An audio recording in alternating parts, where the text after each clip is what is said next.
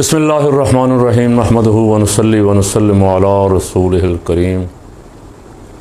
तमाम देखने और सुनने वालों को अस्सलामु अलैकुम व रहमतुल्लाहि व बरकातुहू। अल्लाह पाक हुज़ूर रहमत आलम सल्लल्लाहु अलैहि वसल्लम की सारी उम्मत की खैर फरमाए और जहाँ जहाँ मुश्किलात हैं उनको आसान फरमा दे। गुफ्तगू शुरू करने से पहले अर्ज़ कर दूँ कि थोड़ा सा मैं तो बीमार हूँ ही, आप भी बीमार हो गए लगता है। वीडियो क्लिप जब भी आता है उसको बेमकसद नहीं होता, उसका कोई ना कोई मकसद होता है और ज़्यादा से ज़्यादा लोगों तक पहुँचना चाहिए। उसे लाइक और शेयर करने का तकल्लुफ़ फरमा लिया करें। अगर सब्सक्राइब नहीं किया तो वो भी कर लिया करें। अल्लाह ताला आपको शामिल हाल फरमा देगा। दीनी मदारस अभी ईद उल अज़हा गुज़री है। ईद उल अज़हा पे कई दिन पहले काम शुरू हो जाता है, कुर्बानी की खा लें इस मदरसे को दें, कुर्बानी की खा लें उस मदरसे को दें। पहले तो यही होता था, लेकिन अब कुर्बानी की खा लें फ़लाँ अस्पताल को दें, कुर्बानी की खा लें फ़लाँ सोसाइटी को दें, ये भी शुरू हो गया। और कुर्बानी की खा लें जब आज से मेरा ख्याल है को 25-26 साल पहले जो कुर्बानी की खाल गाय की 4000 पे चली गई थी, 4500 पे चली गई थी, वो गिरते गिरते 700-800 पे आई, 1200-1300 पे, अब 1500। इस दफ़ा 1500, 1700, 1800। इस पे कभी आपने गौर फरमाया कि लेदर का सामान, कोई लेडीज़ बैग हो या मर्दों के पहनने वाली जूतियां हों, 50,000 की जूती, 60,000 की जूती, 10,000 की, 20,000 की, और बैग भी बड़े बड़े महंगे, और बाकी जो चीज़ें भी उनसे बनती हैं वो भी उनकी कीमतें भी आसमान से बातें करती हैं। लेकिन बतौर ख़ास ईद के अय्याम में उनका रेट गिराया जाता है और उस पर कंट्रोल किया जाता है सरकारी तौर पे कि ये, बल्कि व्यापारियों को ऑर्डर होता है कि इससे ज़्यादा नहीं जाना किसी ने। इस पे कभी आप गौर फरमाएं तो वजह क्या है? वजह यह है कि हमारे सरपरस्तों को, हमारे आकाओं को जो हमने बनाए हुए हैं, किसी सूरत भी दीनी मदारस की तरक्की, दीनी मदारस की कामयाबी, दीनी मदारस की आबादियाँ पसंद नहीं हैं। FATF में पाबंदियाँ, IMF की तरफ से पाबंदियाँ कि दीनी मदारस अपने पाँव पे खड़े ना हों, दीनी मदारस मजबूत ना हों। कुछ लोगों को दहशतगर्दी करवाई गई। किसने करवाई? सबको पता। उसके पीछे अमेरिका था, इंडिया था, दीगर ममालिक थे। दाढ़ी और पगड़ी भी, दाढ़ी रखवाई गई या जाली लगाई गई या पगड़ी बंधवाई गई, और वो सारा इल्ज़ाम जो था वो दीनी मदारस पे लगा दिया गया कि ये दीनी मदारस से दहशतगर्द पैदा हो रहे हैं। और जब अखबार में ख़बर छपती थी, मेरा ख्याल मुशर्रफ का दौर था या उससे 1-10 साल बाद जरदारी का दौर होगा, ख़बर छपती थी कि सबसे ज़्यादा खालें फ़लाँ तंजीम ने इकट्ठी की, नंबर 2 पे फ़लाँ ने इकट्ठी की। वैसे तो उसमें दावत इस्लामी का नाम अक्सर नंबर 1 पे होता था, जमात इस्लामी का और कुछ जमातों का, और कुछ वो जमातें जो एक आंख भी भाती नहीं थीं हुक्मरानों को या उनके सरपरस्तों को,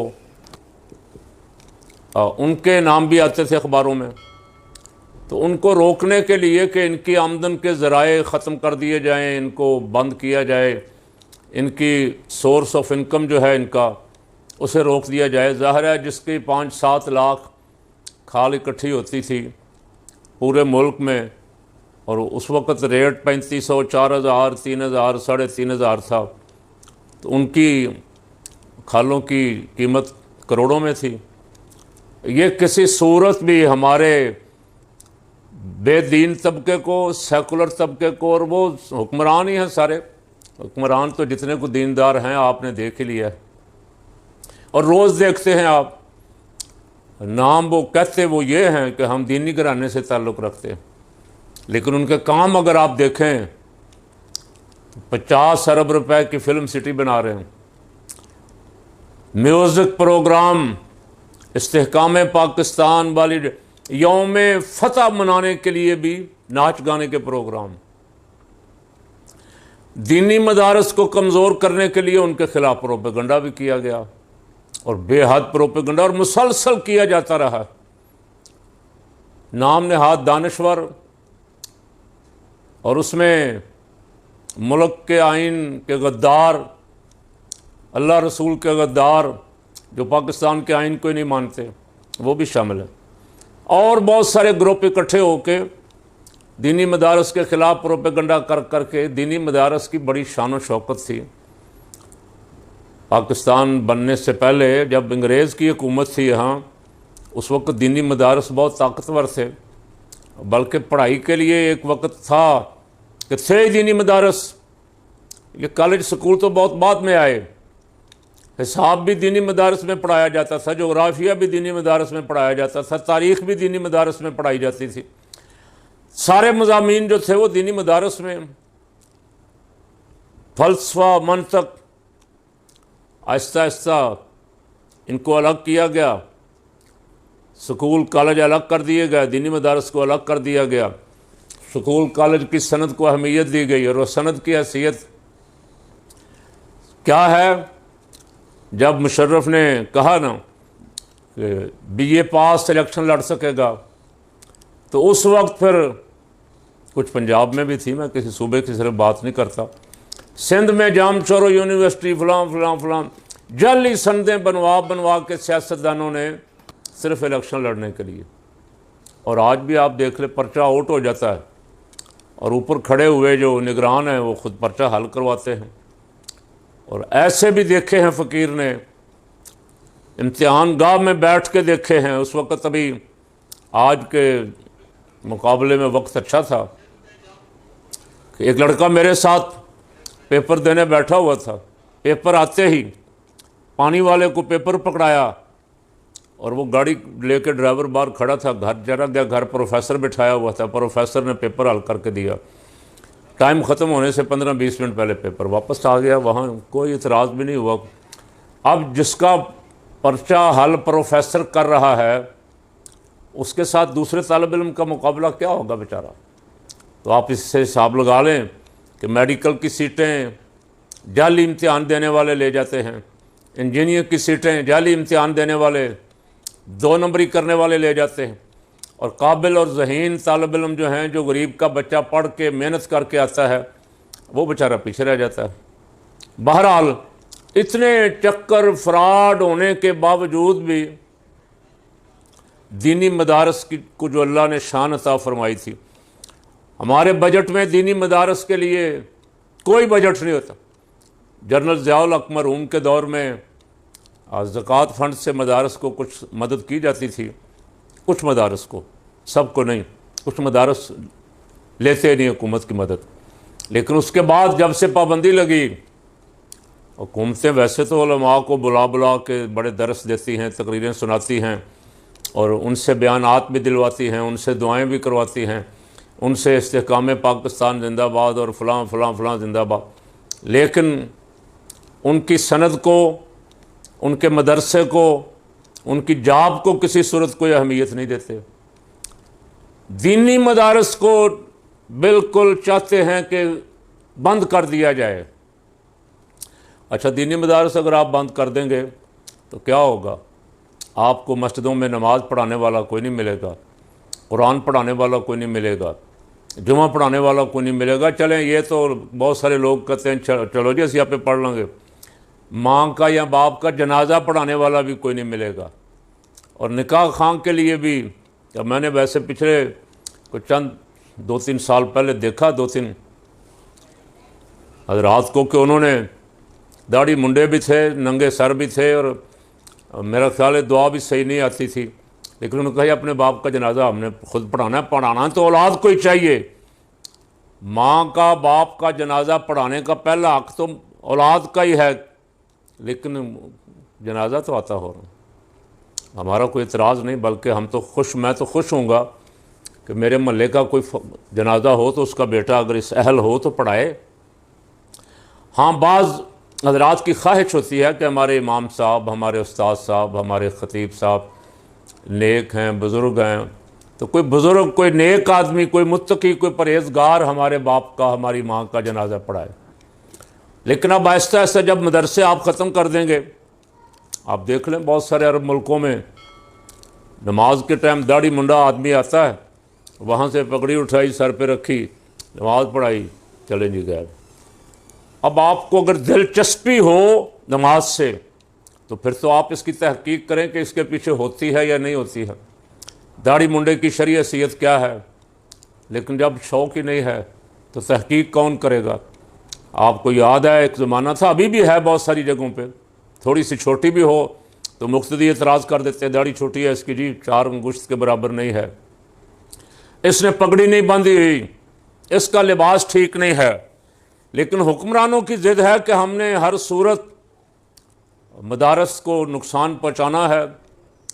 इतनी भी जुर्रत नहीं है कि FATF को, IMF को कहें कि ये अपनी शराइत अपने पास रखें, यहाँ काल अल्लाह काल रसूल की सदाएँ आती रहेंगी, ये मदारस चलते रहेंगे, कुरान की हिफाजत के मराकज़ हैं, दीन की हिफाजत के मराकज़ हैं, हम इनको कोशिश करके और ज़्यादा तरक्की देने के लिए जिद्दोजहद ऐसा नहीं करते।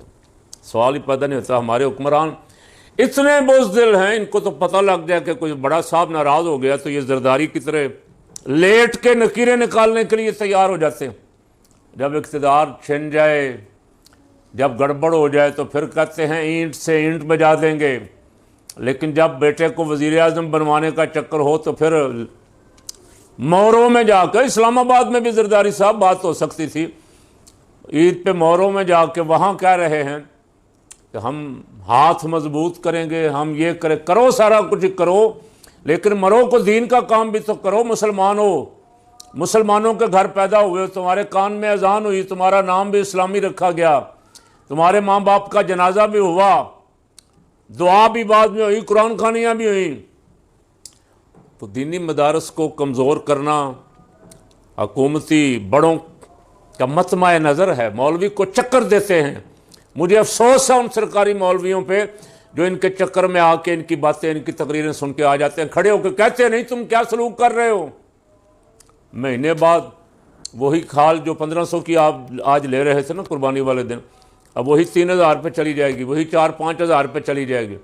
लेकिन मदरसों को फ़ायदा ना हो जाए। हालांकि अब मदरसों को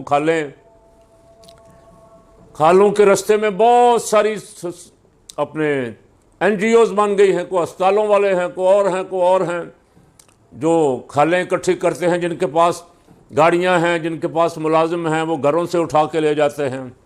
और हमारे लोगों को भी इतना शौक़ को नहीं, अल्लाह माशाल्लाह, चंद लोगों के सिवा, कि भाई हमने कुरान पाक की तरवीज व इशाअत के लिए अपने जानवर की खाल हर सूरत अपने दीनी इदारे को पहुँचानी है जिसके साथ हमारा ताल्लुक़। ये शौक़ भी अब अल्लाह माशाल्लाह आहिस्ता आहिस्ता ख़त्म हो गया। हुकूमत का जुल्म आप देख लें कि हुकूमत ख़ुद भी, हुकूमत के बजट में आते ही शहबाज ने, जब ये APDM की हुकूमत बनी ना, तो आते ही सबसे बड़ा ख़तरा किससे था? जालसाजी से आए थे, साइफर के ज़रिए हुकूमत गिराई थी, ख़तरा था अदालतों से, अदालतों का सत्यानाश किया। जजों की तनख्वाहें 30-30, 35-35 लाख, मरात बेहद हिसाब के, ये बोलने के काबिल ना रहें, सारा बंदोबस्त किया। लेकिन मजाल है जो अवाम के लिए कुछ सोचें। अवाम के लिए अगर सोचते तो मैंने देखा कि बहुत सारे लोग बोलते रहे कि ये IPPs को जो अरबों रुपया सालाना दे रहे हो, बिजली पैदा भी नहीं करते, वो सिर्फ उनसे मुआहदे हुए हैं और पैसे उनको अरबों रुपया मिल रहे हैं।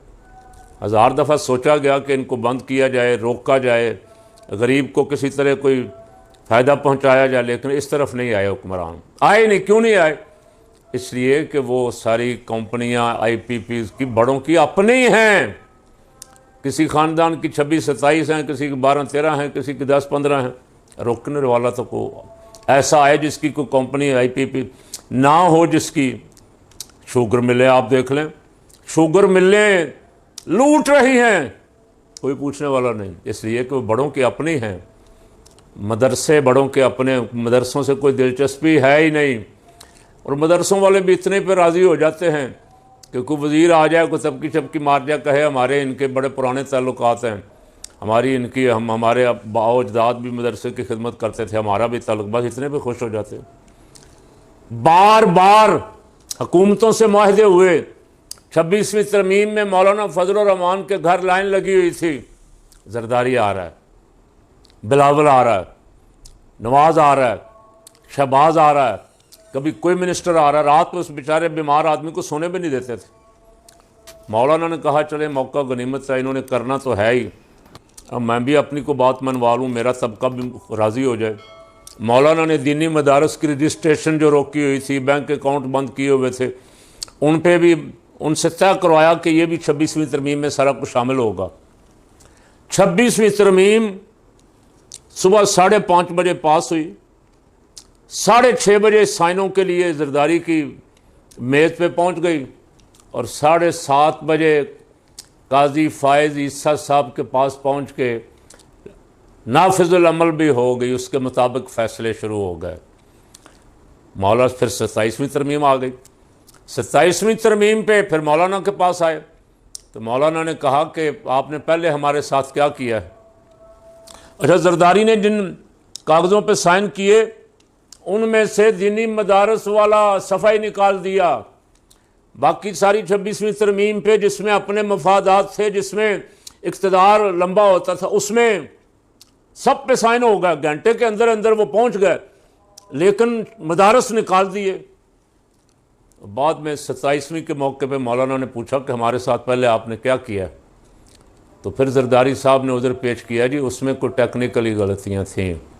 मौलाना ने कहा बाकी तो सारी तरमीम में कोई गलती नहीं थी, सिर्फ दीनी मदारस के साथ एक ज़िद है, इनाद है, इसलिए कि दुश्मन का एजेंडा ये है।